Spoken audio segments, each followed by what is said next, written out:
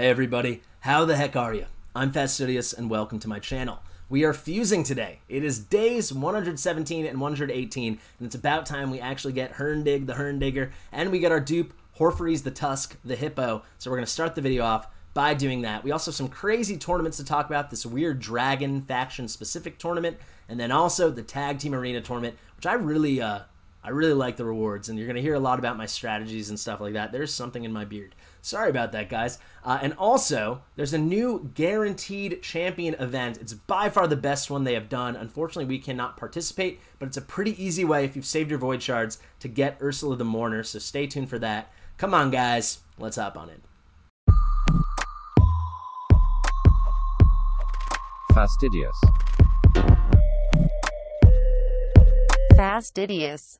Here we go, guys. It is days 117 and 118 in the free-to-play series. You want to fuse some stuff? Let's fuse some stuff. Let's do some fusing. I'm bringing this right down to the wire here, guys. 1 hour and 47 minutes left. Why did I wait so long? There's no reason, honestly. I don't know. I just wasn't in a rush, and I kind of forgot. Figured we had probably already done it. Well, here we go. We're going to start off by getting ourselves an extra hippo. You see, I got all this stuff. And actually, when we were doing all those shard pulls, I pulled a couple dupes of these champions. You see, I had one of Hellborn Sprite, and I'm pretty sure, yeah, I got one of Assassin right there. Too bad it didn't happen earlier and save us some time, but whatever. So here we go. Let's get a hippo. We have enough cash. We have some space. All right. Guys, I say cash a lot. I was saying that on stream. I don't mean real money. I'll never mean real money. I mean silver, the in-game currency. Here we go. Hurndig the Tusk. There's our little hippo, and here's the revive. Pretty cool. Probably needs books, which is kind of frustrating. Maybe not if we make our team just crazy tanky, or particularly make her crazy tanky. All right, no time to waste. Everything's ready. Guys, let me know in the comments. Look, there's our extra Skathix, right? And then there's our extra Hurndig right there. So let me know in the comments if you were able to, finish the summon rush to get your Skathix, finish the champ train to get your Hurndig, and then do everything else with all the rares. It seems from Discord that a lot of you guys were able to do this too. Having the dupes is pretty great. And then also getting a Hurndig, the Hurndigger. Is that the last time? No, we're going to be using him on teams. He's a great champ. Whoa, gold. Oh my. Okay, now it's Hurndig. Sweet.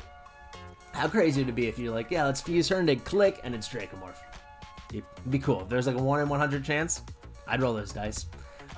Here he is, guys. Very excited to test him out. I'm not going to show him off. You guys are all familiar. I'm going to be building him as my second to next champion. Not the one I'm currently building, but the next one, right? Who am I currently building? Maybe you guys have a guess. Actually, I want to show you really quick. This red dot, we hit level 65. Pretty cool. The rewards start getting a lot better once you pass 60. You start getting Void Shards, 5 mil silver, some Lego books, eventually a Sacred Shard. Kind of crazy. You make it to level 100, you think they'd give you 5 Sacred Shards, or at least 2, right? But whatever. Let's claim it. Sweet. It's 300 more Gemmy Gems. And yeah, who am I building right now? This guy right here. Aox the Rememberer. We pulled him in the latest episode.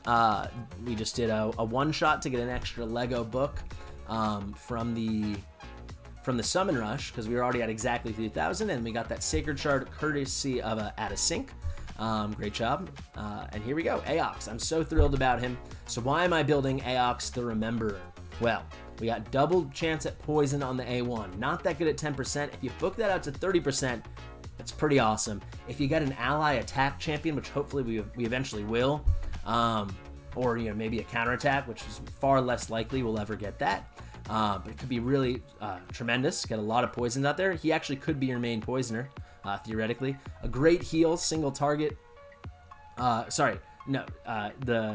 totally misread that. It attacks an enemy single target, but then you get an AoE heal, not based off his HP, but the ally's HP. However, this heal gets an extra 2.5% dependent on how many debuffs are on the target. So clan buffs, right? You can get up to 10 debuffs. That's an extra 25%, making this a 35% heal, which is great as a carry. But then for me, it's all about this. The place's 50% decrease attack. Book it down to a 3-turn cooldown. It's just, that's so great. I mean, I don't really need to spell it out for you guys. It's a non-contact move, so it can't weak hit. And this is a much better decrease attack option than Coffin Smasher. So let's stop talking about it. I've got the food ready. We're going to use Hurndig. No, I'm just kidding. I've got these 2 chickens. One was from Advanced Quest. One was from maybe last time's Advanced Quest. I haven't been, making that many 6 stars. But here we go. Another 6-star. Something to consider, guys, which I don't think I'm going to do. I've thought about it a lot. If we go to the Arbiter missions, I don't think I can look, right? Will it let me skip ahead? No. Will it let me? No. Okay, well, the next page, we're on part 3, right? But part 3 of 4 of the Arbiter missions. In here, you're going to get a mission. If you guys are newer and you don't know this, you're going to eventually get a mission. You're actually going to get 4 of them, but it's the same mission over and over that repeats. It's going to say, bring a Force Champion to rank 6 of Ascension. 6 stars of Ascension, right? Then bring a Spirit Champion to 6 stars of Ascension. A Magic Champion, right? So it goes red, green, blue, or I don't know the next order. And then finally, bring a Void Champion to 6 stars of Ascension. A lot of you probably know that, but in case you don't, you got to start thinking about it maybe with a bit ahead of time. Unfortunately, I forgot. To be fair to me, I didn't forget. This past Sunday, I had to get 1 Superior Void Potion. We're farming Void Keep, stage 20. Should be easy. I did like 6 or 7 runs, and I thought I had gotten one, but apparently I just got a bunch of Greater Potions, so that didn't count, so we wait till next Sunday. But I've gotten all of these finished. I mean, there'll be slight gating, I believe, behind, let's see. Let's look together, guys. I'm pretty sure there's going to be another one with Ascension something potions. Maybe not. Oh, yeah, here. Win 5 Superior Void Potions. So I predict a week from Sunday, so in about a week and a half, I will be done with all of this, which will bring us to this page, a week and a half, and then we're going to be, the missions get much harder, and then we'll have those missions bring a Force Champion. Why Force? Well, that's Aox. So I'm thinking to myself, should I wait?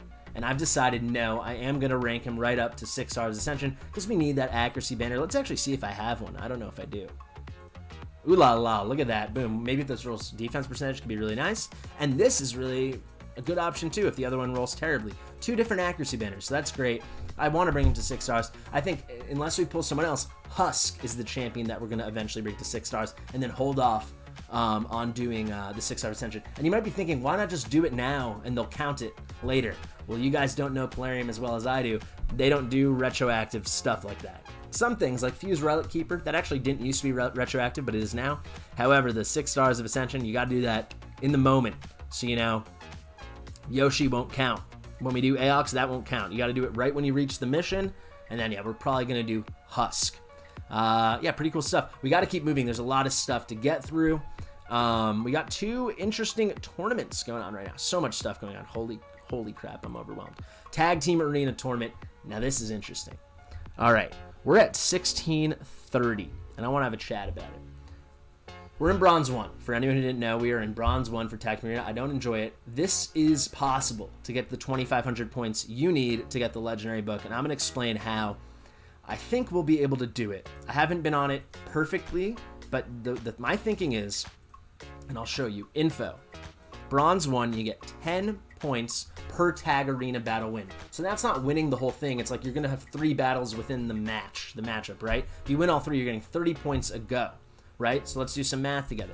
30 points a go. This was going on for 3 days, right? So we've got a half a day left. We've gone through 2.5 days already. So we get 30 points a go. You get 10 tokens a day, plus in your advanced quests, maybe I already claimed it. I might have. Yeah, it's down here, but use 12 crypt keys in Faction Wars, you get another one, right? So you get 20 a day. So let's say you clear all of them. That's 600 points in Bronze 1. It's obviously easier if you're in higher levels. But I'm assuming a lot of people probably are in Bronze 1 because Tag Team Arena frickin' sucks, and we don't push it very hard, right? I'm actually in Bronze 3 on my main. It makes no difference. You get an extra point or 2 or something. It's nothing, honestly. I'm actually curious how many extra points we do get. However, let's get into the math, right? So you get the 10 you get a day, that just natural regen when the day starts, plus that other one, right? That's not enough. That's 600, and you have 3 days, so that would put you at 1,800 points. Well, if you look here, I'm at what, 1630, and I told you I haven't been on top of this. I'm not using all of them, so how am I compensating, and how am I looking at this forward? For anyone who doesn't know, sorry, I do want to check how much you get in Bronze 3. So I'm getting 14, so it has been easier. That does add up. So you're getting 42 points if you get all 3 wins, as opposed to 30. That's a big difference. But I mean, I lose more there too, so it's a fair trade-off. If you go, guys, to the shop, and you go to Gem Shop, and buy this. The first tag team arena refill is only 15 gems. So 1 extra refill each of those days, that brings you up from 600 points from the 20 total tokens to 900 points from the 30 total tokens. And I'm sorry I didn't get this information out sooner. This video is going to be coming out right when the tournament's ending, but I'm sure they'll bring it back. I hope they will. So I suggest you buy that. And, you know, you could buy it right away when you run out and you get to 0 tokens when you're in here, right? When you're in the tag team arena, whatever, and you'll click here, and instead of clicking to the screen, it will come up and it'll be like, 15 gems to refill tokens. Don't do that unless you're ready to fight right then and there. You can still go in and do that, and then it goes right to your inbox. And it's going to be there for 23 hours and 59 more minutes. You see, I just claimed my other one too, so I actually have 2 more refills going into the last stretch. Plus, I'm going to buy another one for 15 gems if I have to. That's 3 more. And then I'm going to get my one from Advanced Quest, so that's 4. And then I get the natural, the natural 10 we get today. So I'm actually getting 50 more tokens, right? So if we win all those, that's 1,500. We only need 900 more points. I might not even have to spend the last 15 gems, but I think for 45 gems, you can do this even in Bronze 1. Hopefully we'll be talking tomorrow, and I'll say, yeah, I did it. I am going out tonight, so it might be hard time-wise, but we'll see. We'll see. But that's something I definitely recommend you do. I mean, it's basically, it's like buying a legendary book for 45 gems. Who wouldn't do that? I'd buy one for 500 gems, let's be honest. 100% I would. I'd probably buy a legendary book for 1,200 gems. Now it's a thought experiment. How many gems would I spend for a legendary book as a free-to-play player? Yeah, 1,200 sounds right. 1,500 sounds like too much. All right, champ training tournament. Doing this very, very passively. Honestly, I feel like I haven't been doing this at all, but somehow I'm in 11th place. There's a day and a half left. I'm tempted to push for top 3. These guys are up there, though, and there's no one I'm dying to... I guess I would love to do Hurndig. We'll see how bored I am tomorrow. Maybe I'll crank out a ton of points. Speaking of training your champs, let's actually just claim all this stuff. None of this stuff is time-dependent, like an XP boost or something like that. Oh, no, I think I'm about to have something expire in here. Yeah, I just had that feeling. Okay, let's just claim this right now. It's really, guys, I haven't been playing as much. I know I've mentioned that a lot. It's really hard to keep up on your arena tokens, like incredibly difficult. Lost my train of thought. Oh yeah, speaking of training champs, I did this like almost a week ago now. I don't know if I ever told you guys. I think I mentioned on stream, but I spent the gems. I upgraded my Sparring Pit. You might be wondering why I only have like 1,957 gems, not even 2,000, when I was over, nice ways over 3,000.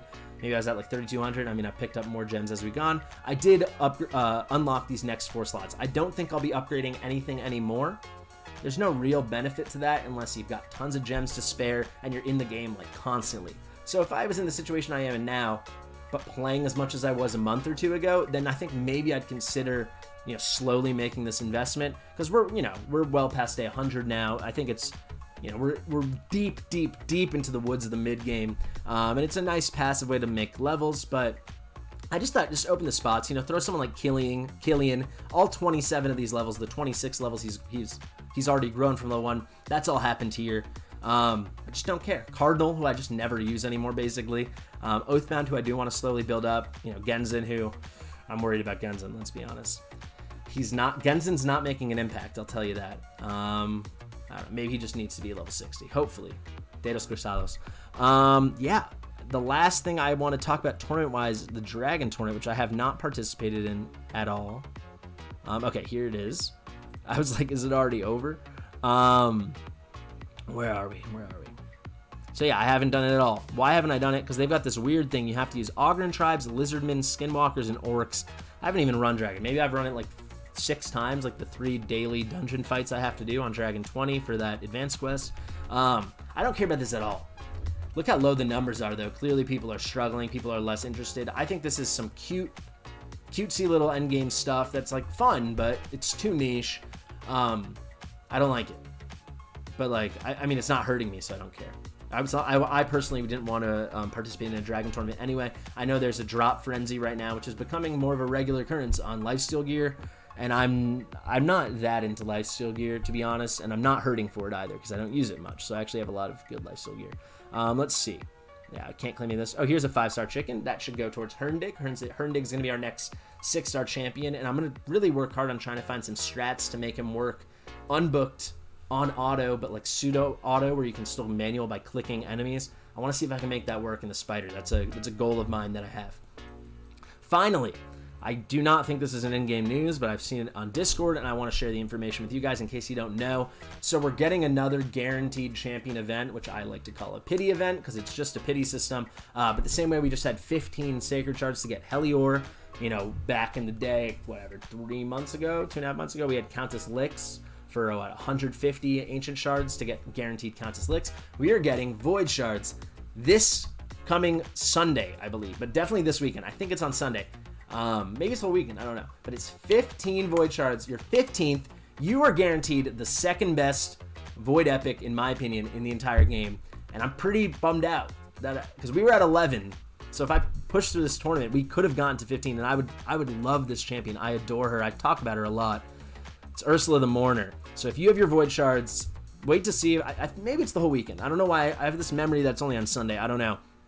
Save it. She's so worth it. She's better than most legendary champions in the whole game. She's insane. Single hitter. You've got a 55% chance when booked out of decreasing target's turn meter. You don't want any books to land here. You don't care. Save your books. This move's amazing. People really only care about this because it only takes one book. We'll get to that in a second. But this move's so good. AoE, 3 turn cooldown when booked, 100% chance of placing AoE decrease attack Void champion, so she can't weak hit. It's great. One of the best decrease attacks in the game. Also places 50% increase attack buff on all allies. So if you have like Brogni, maybe it's a bit redundant, but if you don't run like a Brogni team, and I say that because I feel like most people run Brogni, because how could you not? He's just that. He's the best fusion champion, maybe since Torment. Like, he might be better than Rotos. He's just, for progression, he's just so insanely good. He's amazing. I don't mean to make people feel bad that didn't get him, but I think most people did. It's a crazy move. And then this A3, I think it's the second best revive in the game.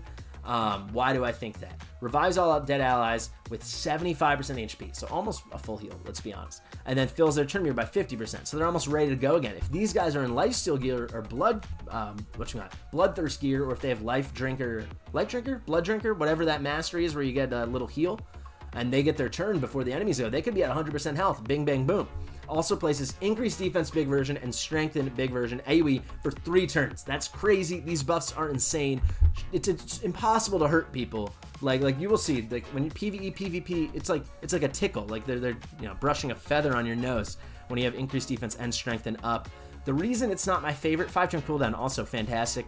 I think it's second best because this move's so good that she uses it even when no one's dead, which can mess you up. But if you put some resist on her and make her tanky enough and get her going a little bit quick, I don't think that'll be an issue, even if she wastes it once in a while when no one's dead.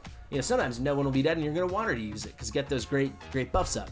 It's kind of like, the revive's kind of like an insurance policy, because honestly, even if this move was 5 turn cooldown, places an increased defense, big version, and strengthened big version on allies for 3 turns, without the revive, this is still a great A3. She's so good. And then 24% speed in Doom Tower battles.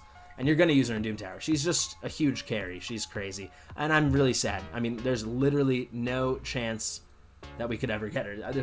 I think I've probably only ever gotten 40 Void Shards in 117, 18 days. I'm not going to get 15 overnight. But if you guys have them, please do it.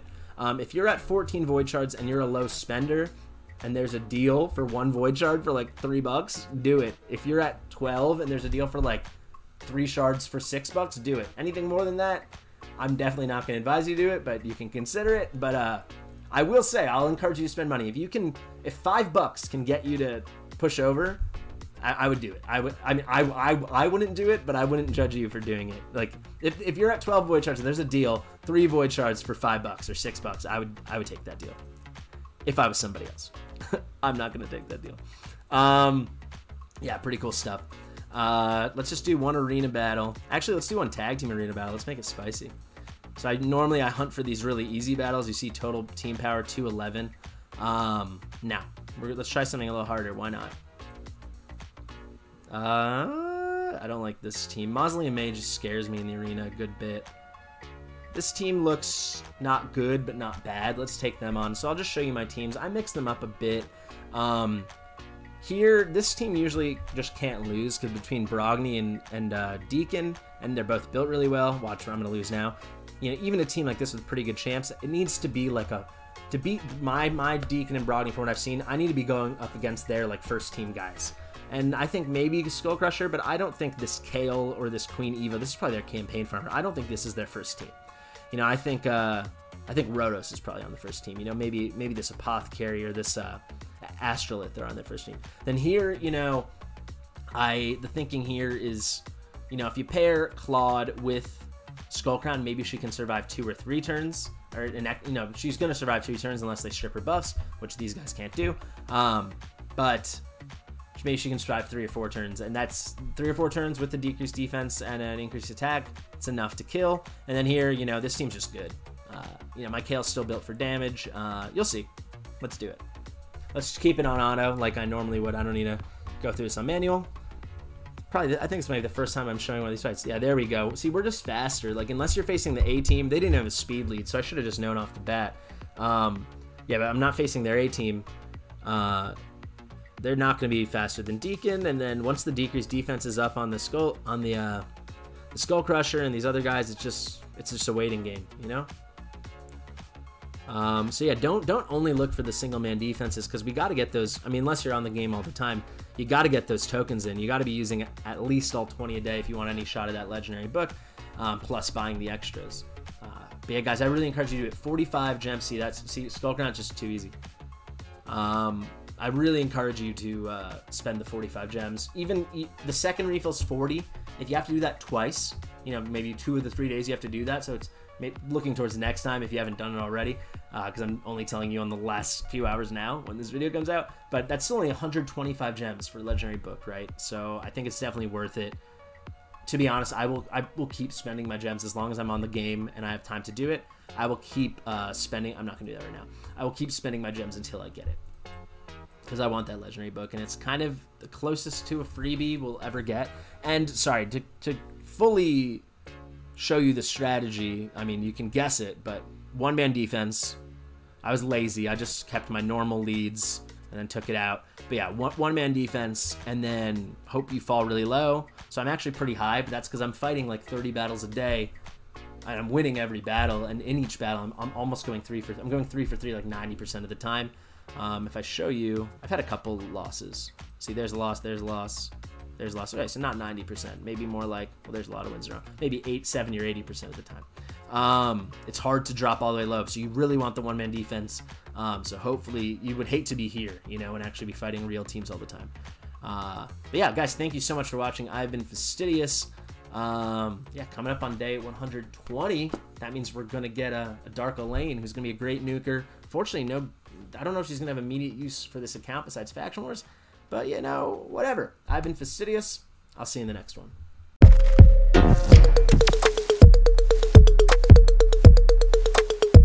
Fastidious.